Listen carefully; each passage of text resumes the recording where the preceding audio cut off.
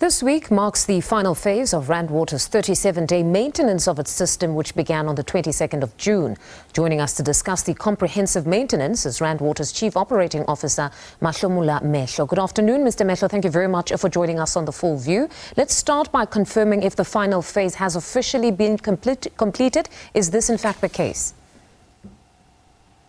Good afternoon, Fundo. Good afternoon to your viewers as well.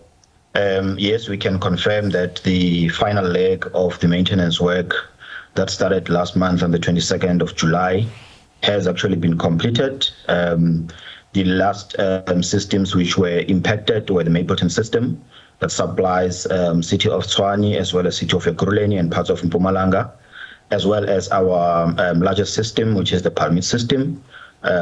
Both systems are now up and running. We are pumping.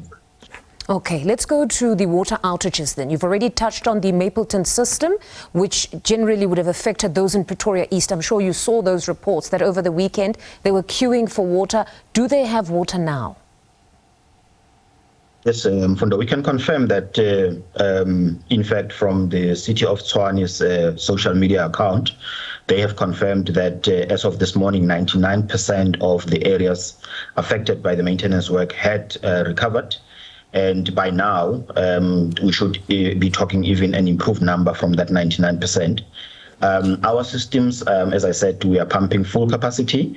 And in terms of our reservoir levels, from our system's point of view, most of these areas should be well on their way to recovery. Okay. Then if we move it from Tshwane and bring it to Ekurhuleni as well as Johannesburg, what is the status now? Because we still have residents that continue to call journalists livid, saying they haven't had water. Is it just the high-lying areas that are affected, or everyone should have water now?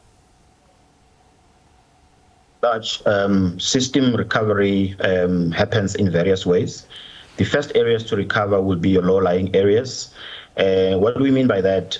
This is areas that do not necessarily rely on the head, which means the height of the reservoir as it fills up.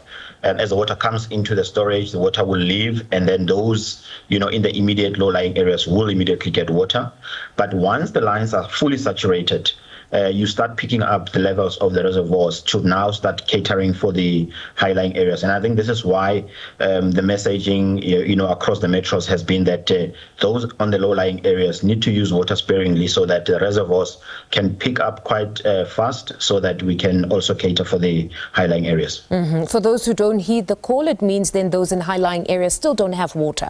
Has provision been made for water tankers to reach those ones?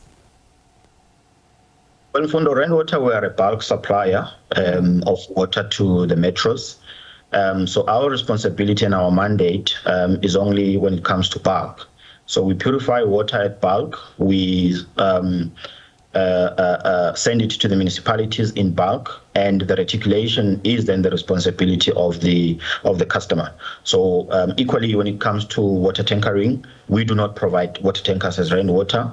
Metros are responsible for providing water tankers. Granted, but in the conversations, pardon me, of course, yours would be a different role, but in the conversations when planning for the 37-day comprehensive maintenance, was it stated that the municipalities, at least to you, when you spoke of some of the challenges that you could find yourselves facing, be it the inability to restore water timeously, was it indicated to you, or did the municipalities give a commitment that they will supply water tankers to communities that don't get water as soon as the maintenance program has been completed? Did they make that commitment? Absolutely. In fact, it was not just a commitment. It was followed through with reports that we get every morning. As you are aware, that we meet with our metros every morning just to understand their situation on the ground. And each one of these metros share with us the number. I can tell you, for instance, in City of Johannesburg, we know that there is 300 in total tankers that are, allocated across the city. Equally, the other two metros, they do share with us the number of tankers, their location, and some of the stations tanks that they deploy. So we've got a fairly good understanding of the tankering services, even though it's not our space. Then I'm sure you've seen reports where some community members have said that the water tankers were not adequate, that some of them didn't get water. I'm sure you saw those complaints then. No, we are tracking, the complaints from various areas of our communities. And as I indicated, we try to then understand in our daily meetings with our metros as to what their plans are. It's also a fact that, water tankers will not, at the end of the day, replace the reticulation system where people can have water, in their taps. But we know also for a fact that there are roaming water tankers across all 3 municipalities to try and alleviate the problem. And not to take away from the good work of this comprehensive maintenance, because at the heart of it is to ensure that your infrastructure is preserved and can work efficiently. Just talk us through this 37-day maintenance. What was the sole intention when you embarked on this very comprehensive project? Kondo, thanks for also acknowledging that it was good work. This is work really that we conceptualized as far back as last year. We are informed by our asset life cycle model, which really tells us when do we need to do maintenance, to do refurbishment. And we started also planning with our partners. And our customer charter also dictates that 21-day notification must be sent to the customers before we start with any maintenance work, which we did. And beyond that, we still met, with our customers to indicate the amount of work that will be undertaken.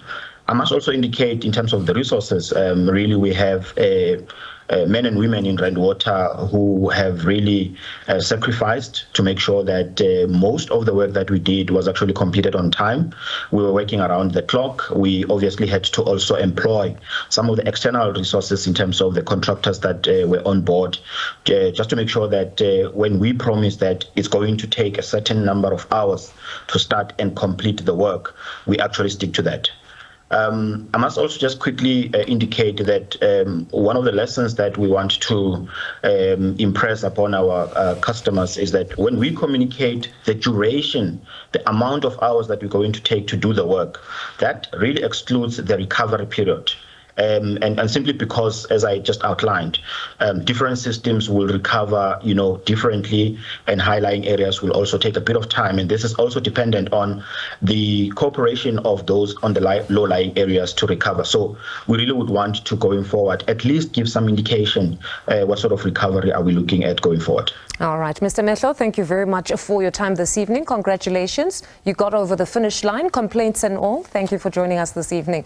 That's Mr. Mahlomola Mehlo, Rand Water Chief Operating Officer, speaking to us.